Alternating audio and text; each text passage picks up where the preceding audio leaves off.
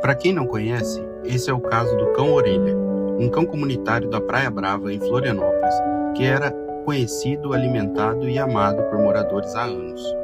Ele não era apenas um cachorro de rua, ele tinha nome, tinha história, tinha uma comunidade que reconhecia ele, e de repente, Orelha apareceu em estado grave. A história se espalhou pelo Brasil e pelo mundo. A internet se revoltou. Pessoas pediram justiça, manifestações aconteceram, o nome dele virou símbolo. Mas agora, depois que a comoção passou, o Ministério Público de Santa Catarina pediu o arquivamento do caso. E mesmo que a perícia afaste a hipótese de agressão humana recente, uma pergunta continua muito difícil de engolir. Como um cão tão conhecido, tão querido e tão presente na comunidade chegou naquele estado? Eu sou José Paulo, médico veterinário, e esse vídeo não é para acusar ninguém. É para contar essa história com responsabilidade, mas também sem ignorar o que ela revela sobre cães comunitários, abandono, cuidado e responsabilidade. Primeiro, quem era Orelha? Orelha vivia na Praia Brava, no norte de Florianópolis. Ele era o que chamamos de cão comunitário. Na prática, isso significa que ele não tinha um tutor único, mas era cuidado por pessoas da região. Moradores, comerciantes, frequentadores, turistas, pessoas que passavam por ali e já sabiam quem ele era. Orelha fazia parte da rotina da praia. Segundo relatos divulgados sobre o caso, ele vivia na região há cerca de 10 anos e era cuidado espontaneamente por moradores locais.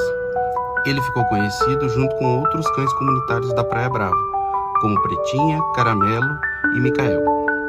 E isso muda completamente o peso dessa história, porque quando um cão desconhecido sofre, já é triste, mas quando um cão que todo mundo conhece sofre, a sensação é de falha coletiva.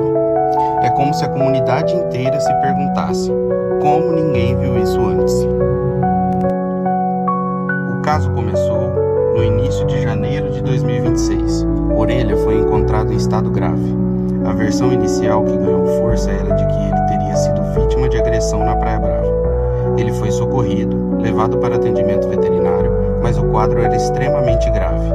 Depois, ele acabou passando por eutanásia. A partir daí, a história explodiu. O Brasil inteiro começou a falar sobre o cão Orelha. Moradores se mobilizaram, protetores cobraram respostas. Pessoas que nunca tinham pisado na Praia Brava passaram a acompanhar o caso. A morte dele gerou protestos, homenagens e pedidos de justiça, e chegou a motivar discussões sobre endurecimento de punições para violência contra animais. E por alguns dias, Orelha deixou de ser apenas o cão comunitário de uma praia e virou um símbolo. Símbolo da dor de quem ama os animais. Símbolo da revolta contra os maus-tratos. Símbolo da sensação de que muitas vezes crimes contra animais não recebem a atenção que deveriam. E aqui tem um ponto importante. O caso Orelha mexeu tanto com as pessoas porque ele juntou várias feridas abertas da nossa sociedade.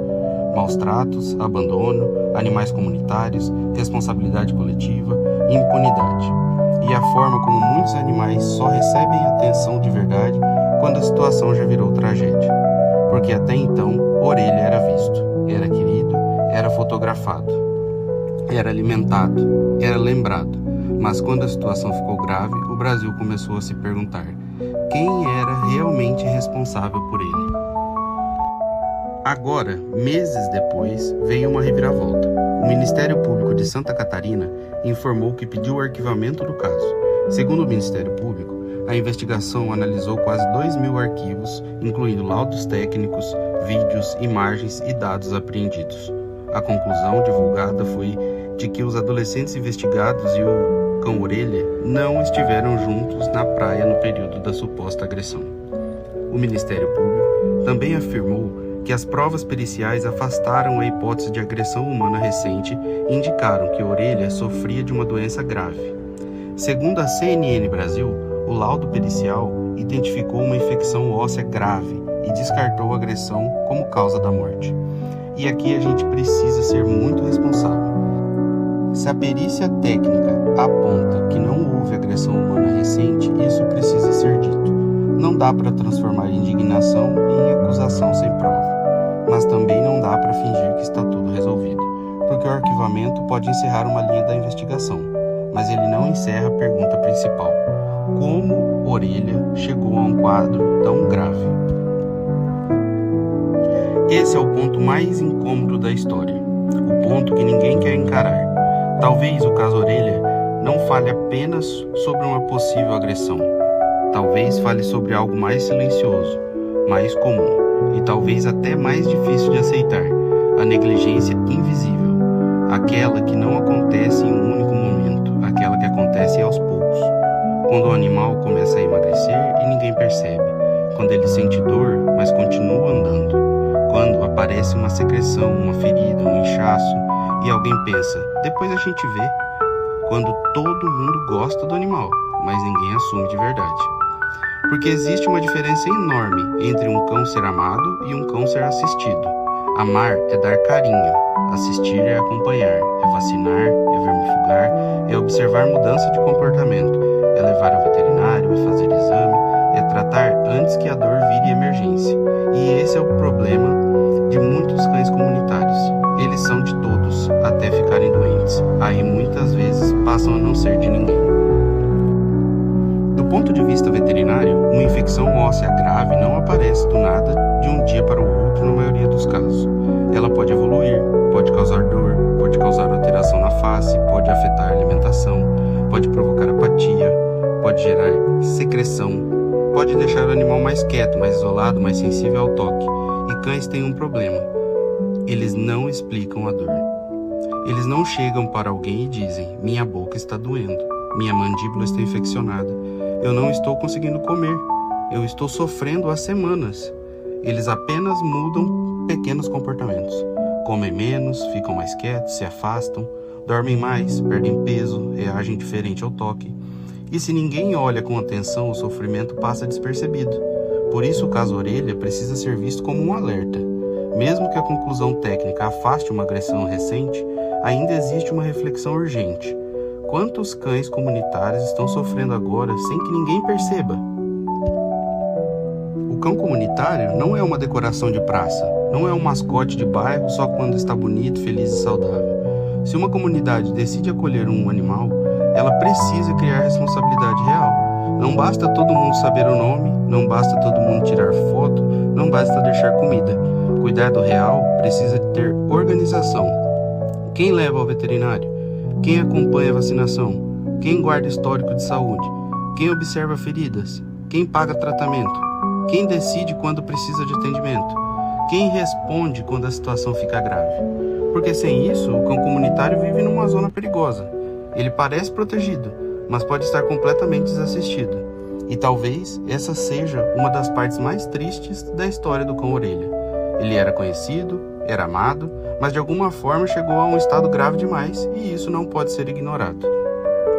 Quando o caso explodiu, todo mundo falou, todo mundo compartilhou, todo mundo se revoltou, todo mundo pediu justiça. Mas agora, com o pedido de arquivamento, existe o risco de a história desaparecer, como tantas outras desaparecem. A internet se emociona, a internet se revolta, a internet cobra. Depois vem outro assunto, outra polêmica, outra dor, e o animal que virou símbolo vira apenas lembrança.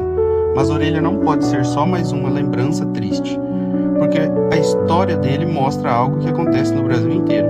Cães vivendo nas ruas, cães acolhidos por comunidades, cães que recebem comida, carinho e nome, mas que nem sempre recebem acompanhamento, prevenção e tratamento. E quando adoecem, todos sofrem, mas talvez ninguém saiba exatamente quem deveria ter agido antes. O caso pode até ser arquivado, mas a responsabilidade não deveria ser, porque Orelha não precisa ser lembrado apenas pela polêmica, ele precisa ser lembrado pelo alerta, o alerta de que amar um animal não é suficiente quando não existe cuidado real. O alerta de que cães comunitários precisam de organização, acompanhamento e responsabilidade. O alerta de que sofrimento animal nem sempre começa com violência explícita. Às vezes começa com descuido, com demora, com omissão, com aquela frase perigosa: depois a gente vê. E para um animal, às vezes o depois chega tarde demais. Esse é o objetivo do Dog Guide Brasil: Falar sobre cães com responsabilidade, ciência e humanidade, sem sensacionalismo, mas também sem fechar os olhos para o que precisa mudar. Se você acredita que cães comunitários precisam de cuidado real, compartilhe esse vídeo e se inscreva no canal, porque entender os cães é o primeiro passo para cuidar melhor deles.